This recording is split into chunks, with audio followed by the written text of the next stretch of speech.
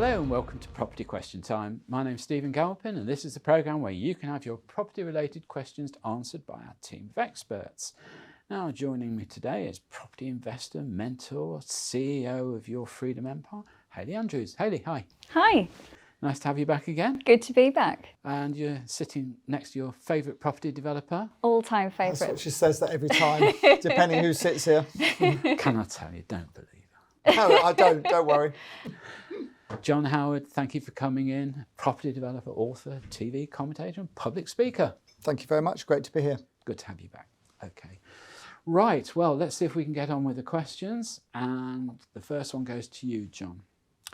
Do the panel think that both developers and the government are doing enough to make existing buildings safe post the Grenfell disaster? I ask because a survey has just shown that over 1,000 buildings in London alone are still unsafe. Okay, well, it depends what you mean by unsafe, doesn't it? Because I think this needs to be broken down a little bit. First of all, you've got the Grenfell situation, which was absolute disaster, where the cladding was combustible and all the rest of it. That is disastrous, and I'm not sure how many of those there are in the UK, but I think the government have got to grips with those ones and are dealing with them accordingly. The second level down is where the cladding is non-combustible, which is good. It's how it should be, but they haven't got the fire breaks in them. Now, the fire breaks are something that came in not that many years ago. So what's happened is if you developed a block 10 years ago, you didn't have to put the fire breaks in because they've learnt since. Now you have to. So a lot of these blocks need the fire breaks put in at each level. Not too expensive to do, but of course it has to be scaffolded, and the scaffolding is a fortune. So on those ones, the government are not, as I understand, putting any grant towards it. The ones where they have got combustible cladding, they are doing so. So it's a huge problem, Stephen, massive problem. But if you break it down, like anything, it's like climbing a mountain. Don't look at the top, look at the first, 100 feet or something. There are two types of problems here. The very, very serious one, which is totally wrong and they need to be changed immediately. And then there's others such as fire breaks, which are important, but not so important as the main problem. Okay, so shall we try and answer the question now? I have answered on behalf of the Conservative Party there. Did you think so? Oh, right. I think you might have to let them know. Yeah, well, there you go. So, the question is, do you think developers and the government are doing enough? I think the developers, the developers that have built these blocks according to the building regs when they were built, have done absolutely nothing wrong. Some of the big ones that can afford to have said they'll go back and change the cladding or do the fire breaks, which is very generous of them, really, because when they were done correctly. As for the government, I've already said the government have already earmarked millions and millions of pounds for the combustible cladding to be changed in these blocks at no real cost to the residents. You could say, well, it's not the government's fault particularly. Well, so I have to say I'm coming out fighting here on behalf of the government slightly, because I think they're taking an awful lot of stick. Whatever happens in this country, if something goes wrong, it's the government's fault. Well, which is crazy. I think the only thing I'd take issue with there, it's not the government that are paying for it; it's you and I who are paying. Well, taxes. Of course, the government collect the revenue to run the country. Oh, that is so. We're all paying for it, and with all due respect, the three of us here are probably paying more than a lot of people. So. But what can the government do? I wish, yeah. What can the government do? Well, Hayley, have you come across this? I completely agree with John. They're never going to get it right. I think the support that they are giving is... I have to say, I can't Hayley, see them being able to do anything more than they are already doing. Like John said, everything was done correctly. There's two different scenarios here, but where regulations have changed, there's, The one thing I would say is that they have been a little bit slow, perhaps, identifying all the blocks and actually issuing these grants. But government is a slow machine. If you want it done quick, don't ask the government. There are two or three things happening here. You've got the main cladding issue, which, yes. which, as you say, the government seem to have got a grip on. I think so. But there are then peripheral issues, Yes. like your floor breaks, balcony claddings, Yeah. decking, this Yes. sort of thing. And I do just wonder if I don't wish to undermine the significance of the Grenfell lessons that we're all beginning to learn. Yes. But I do wonder if one or two of these things are a little bit jobs worth. You know, wonder if they're absolutely necessary. Well, it's all or nothing, isn't it? That's the problem. And that's the problem. I agree, yeah. Hayley. It's all or nothing. And But what you I would see, say, you see, I look round here, and you say, well, okay, well, let's take balconies for instance. Oh, you know, the wood might not be as flame resistant as it should be, perhaps. Yeah. Nor is it when people put washing out on their balconies. Exactly. Yeah. You know, we've all got a part to play here. I agree entirely. I mean, the block we've done recently, the fire officer won't let us put paintings on the walls in the foyer. No. Or any furniture or anything in case of fire. Now that just seems to me a bit crackers. Overkill. You know, a bit overkill. And that's what happens. They go overkill. But you can sort of understand. They've got fire officers have got huge responsibilities. Sure. Okay, well that seems like a tick for the government, doesn't it? Okay. I think so on the whole. They're doing okay on that one, yeah. Right. Well, here's another government one, Hayley, just for you. With the government suggesting that no-fault evictions may become the norm with residential lets, do the panel think that this will have a negative effect on supply of rental properties as landlords become nervous about creating unbreakable tenancies? Yeah, I mean, we've So spoken... just a yes? Yes, that's it, end of. Next question. Next question. No, I mean, we've spoken about this before, haven't we, you and I, Stephen, about the whole idea of an assured short hold tenancy is that it is a short hold and you can regain possession should you need to. So I absolutely think that it will have a negative impact on the number of people that are investing to become landlords. I even mentioned before about internationals, you know, it's a pro-landlord currently, arguably, as we said, over the last 12 months, perhaps not. But if you start putting, longer term tenancies, etc., it restricts our exits as investors. So Totally.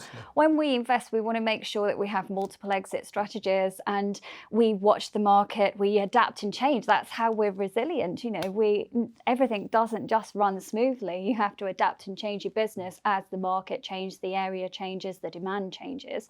If you're restricted in doing that, then it restricts your business. And I personally think that it will be a very bad decision to go down the route of... I tell you what, I think the people that I worry for most are, if we take the buy-to-let market, I've often said that I think the problem with the buy-to-let market is there are certain people going into it believing that just by buying property you make money, which isn't necessarily the case. No. And people go into it with very little business acumen or knowledge, and that they can easily get into trouble. Now, my worry is that those people perhaps fund the buy-to-let property on a fairly highly geared mortgage. They then get in trouble. Perhaps they've lost their job and can't afford to either subsidise the voids or something like that. And then what effect's that going to have on the tenants if there isn't a cut-off point for the leases? I can't believe you, Stephen. Sorry? Well, a property professional worrying about other people like you do. I can't believe it. Honestly, it's ridiculous. It's only because we're on telly. It's absolutely ridiculous, isn't it, Hayley? Yeah. I mean, what I would say is if you remember the time as I do when there was regulated tenancies. Yeah. You know, Mrs. Thatcher brought in the short hold tenancy. Yeah. Till then it was regulated, and before it was regulated, then it went to assured. So regulated was, you know, you couldn't get the tenants out ever, and we used to try and buy lots of blocks of flats with regulated tenants in, and we'd paid 50% of the vacant possession value because you couldn't get them empty. Yeah. We'd love that to happen again. We would. What's your name, Ratman? Then we would, wouldn't we? Because that's business. Then we had the assured tenancy, which was at market level, but you couldn't get them out, and that's what this government, I think, is going to end up doing again. Yeah. So market level, but you can't get them out. And one of their arguments is if there's a family and the children are at school, they don't want to have to keep moving them out to different schools and all the rest of it. They're very family orientated, the government, and I think that's why they're thinking of bringing it in. I think it's wrong because I think it stops people having the flexibility. You know, if you might want to rent your home for 3 years and then move in it yourself, they'll probably allow that actually, if you can prove you can move in it yourself. But I think that's one of the reasons. One of the things you can do. I'm afraid. But even so, if you've got a flat and you think, well, I'm going to rent it for 5 years, going to get it vacant and sell it, you may not be able to get it vacant, and that's wrong. If it's your own property, similar to Scotland, that's wrong. isn't it? Yeah. Scotland have short assured tenancies, but their legal system is very different. And but you see, again, with social housing, with council tenancies, for instance, I'm afraid I'm a bit more radical because I would say, you know, if somebody takes a council house, for instance, they've got it for life as long as they pay their rent. I think that's wrong. It is wrong. I mean, we had recently, one of the union bosses was heavily criticised for earning 100 and something thousand a year, and is living in a council house. Yeah. That's not what they were built for. It's not right. I almost think there ought to be perhaps you know, life seems to go in sort of 5-year cycles, doesn't it? You know, you've got your kids up to school, then up to sort of senior school, then up to university, those kind of cycles, and they may be the opportunities to reassess your tenancy. I just think the whole thing is wrong, Hayley. I just think if you own a property vacant, if you buy it tenanted, it's slightly different, but if you buy it vacant and you want to rent it for 5 years and then have it vacant afterwards, why the hell shouldn't you be allowed to do that? It's bonkers. You should be, and that's why it will affect you know, people coming into as investors becoming landlords. They'll start investing in such as surfaced accommodation or development or flips. So we just have a lack of supply of rental properties to the market as a result. And that's just what the government don't want. Yeah. The private landlord is so important to the government. It's hugely important. And I'm not sure actually tenants do want to stay in the properties for longer. Yes, you've got families and, you know, in school catchment areas, etc. It's important. But as a landlord, I will actually, you know, issue a longer term tenancy. You're hot, you are. Yeah, no, but on their initial agreement with me, it is a standard AST at 6 months and that's it. But if they are a good tenant, I'm not going to move them out. They don't move out at the end of that term. It goes on to a rolling periodic. So. Well, on that wonderfully cooperative note, we'll end this half of the show. So join us again after the break.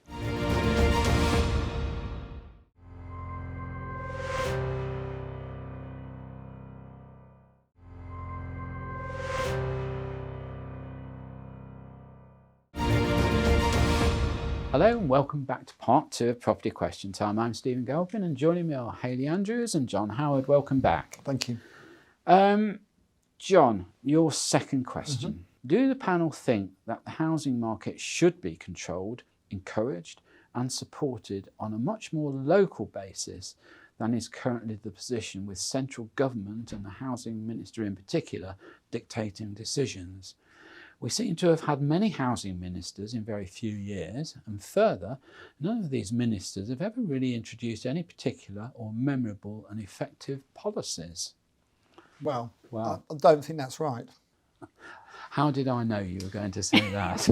Educated guess? I appreciate the question, and I can understand where they're coming from.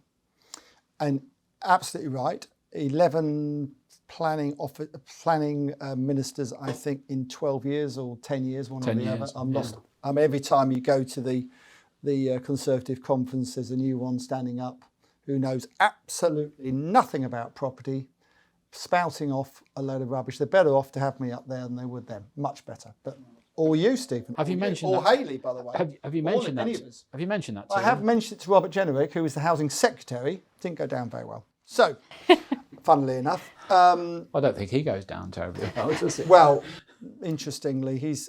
But to say that they haven't brought out anything memorable is wrong, because look at office to residential permissive development. That has been massive. Whether it will be looked upon in the future as being successful or not, I think the jury is out. I think there's some very nice schemes, office to residential, and there's some pretty grotty ones, which are going to be, they say, nicknamed slums of the future. because they still look like offices, which is dreadful. And no infrastructure. And no infrastructure whatsoever. I agree with entirely. And I don't think developers in 2013, I think it was, could believe their luck. What? We don't need planning permission? No. Don't need supply parking? No. Don't need to have minimum size of rooms? No. Don't need, lighting, the lights, the natural light? No, that's relatively okay. And they've got 56 days to give you a certificate. Yeah. We couldn't believe our luck. You must have thought it was your birthday. I certainly did, and so did many, many other developers. The joke was, from our point of view, is that we've been doing, office to residential conversions for donkey's years. So it's just made life easier for us. But of course, by 2016, everyone else had jumped on the bandwagon, and now everybody's trying to do it. So, but the good thing the government have done in recent times is they've strengthened that and made it tougher.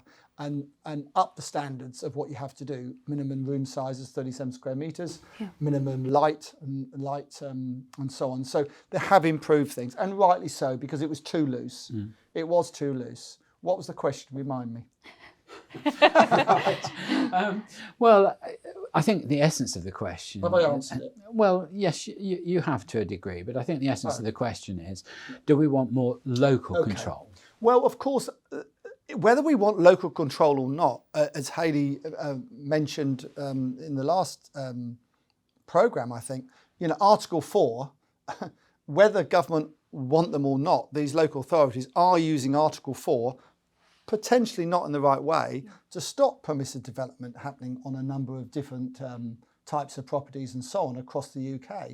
So I think, I do think the government are going to have to square up to some of these councils, because I think they're using Article 4 in the wrong way and stopping housing development that could take place. I think it just complicates everything. So while in some areas it requires Article 4 and that, that it needs to be looked at to keep it a balanced community and serve the community and the people that are living there. On the other hand, it actually complicates the whole process and restricts developers, good developers, actually moving forward. Have you ever met one?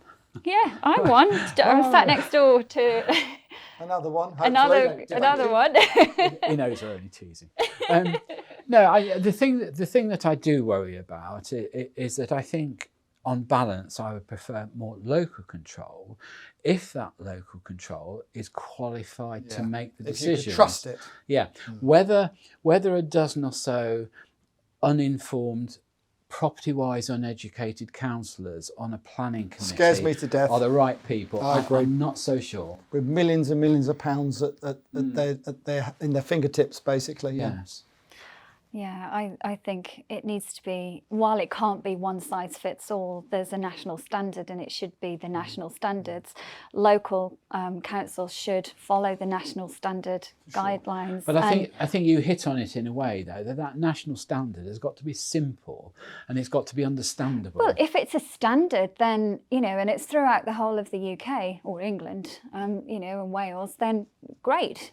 You can understand what that standard is and work towards it. The difficult thing now, and why people get into so much trouble, is they just assume that they can do this because, and that's not always the case. You've got Article 4, you've got different licensing requirements, all things like that. And actually, you've got, we're doing a joint venture in Wales at the moment, and it's an office to residential, and there's no PD in Wales. You've got to go through the whole process, which is because that's because it's a Labour-run country, basically.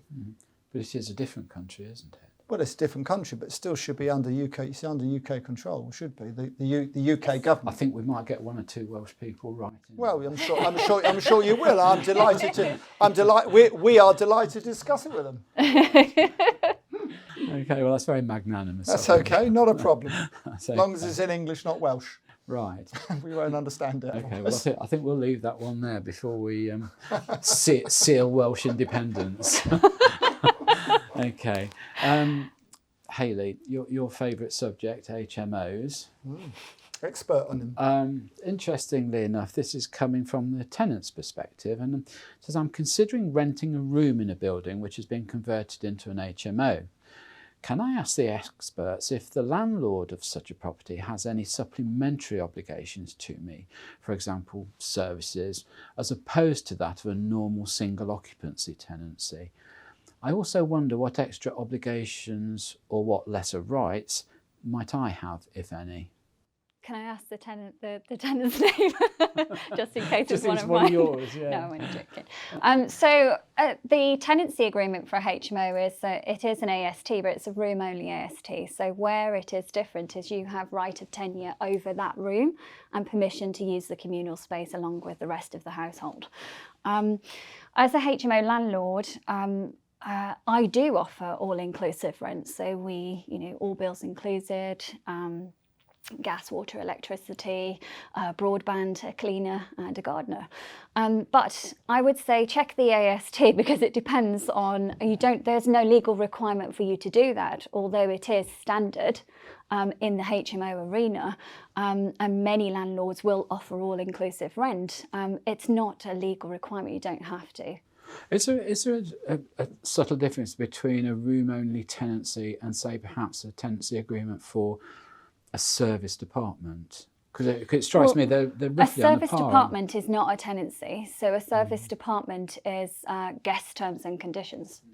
So they have no right of tenure. Yeah. So just as you sign into a hotel, you sign their terms and conditions upon checking in. It's exactly the same. So if you stay for the amount of nights that you've paid, you have no right of tenure. If you don't pay, you don't stay, basically. Whereas with a HMO, you have a tenancy agreement. You have right of tenure over that room. It's a room-only tenancy agreement. Okay. But there are restrictions, though, in terms of how you occupy that property. You can't move your boyfriend or your girlfriend in, for example, because the landlord has to adhere to licensing requirements. There is a number of occupants that are allowed to live in that property. The facilities have to be, to meet the standards of the local licensing requirements.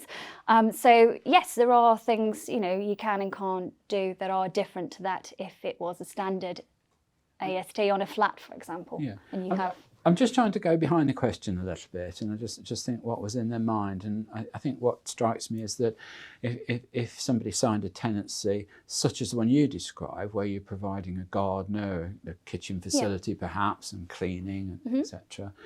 So let's just say you do become a wicked landlord overnight, and you decide that you're not providing those services. Where do they go? Where do they go to complain? Oh, I would have thought that they... Would it be a normal Tier 1 tribunal? Or? Yeah, I would have thought so. At the end of the day, start with perhaps? They will probably report you to the council, but it would be a tribunal because it's a contract dispute, basically. But it's unlikely to happen. So you would know when you're moving in what's included within your rent. If, for example, I stopped sending the garden around and I stopped cleaning, or sending a cleaner around, I don't do the cleaning myself. Oh, I thought you might. No, right. No. So if I stopped providing that service and that service was stipulated and broken down within the tenancy agreement, then I'm in breach, aren't I? So they would have an issue there, I'm sure. And I think also these days, I mean, from donkey's years ago to now, I mean, these landlords like yourself and other people are very professional. It's not like it used to be. I mean, there are some rogue ones still, of course, but I mean, it's far more professional. You remember going back a few years, Stephen, you and I can remember, some pretty rogue landlords around 20, 30, 40 years ago. It's different now. Yeah. Sure. It's more professional. Yes.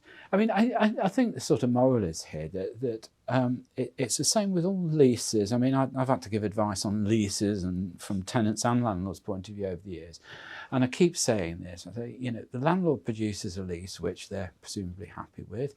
You've looked at it as a tenant, presumably you're happy with it and signed it. So why don't you just both do what it says? Yeah, absolutely. That's the key. But I think on from that, I think the important thing to remember is that if you are a tenant, ask the questions. Don't let an agent push you into signing something because you've got to do it or else you'll lose it or whatever. There'll always be another property. Yes, absolutely. There'll always be somewhere else. Yeah, so absolutely. do ask the questions, because once you have committed on your lease and your landlord's committed, that's what you're stuck with. Yeah, exactly. Yeah. No, good advice. Just in terms of the additional stuff that a HMO landlord obviously has to do that you wouldn't have to if it was just a normal buy-to-let and a single family household. Of course, licensing requirements, the property has to be checked on a regular basis, whereas a more regular basis than a standard property that's let out to a family, for example. Fire safety has to be in place, everything, so there are additional requirements for a HMO landlord, but you won't get the licence if everything isn't in place and things like that. But that all should be displayed in the property. And that's a very good thing, and that's what's changed over the last 40 years. Things are far more professional. The quality of HMOs now are really, they're more like boutique, like you said, hotel rooms, aren't they?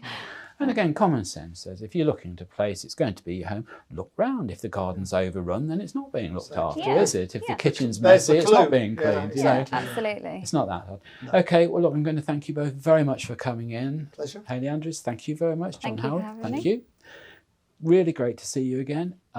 My name's Stephen Galpin. Join me again next time on Property Question Time.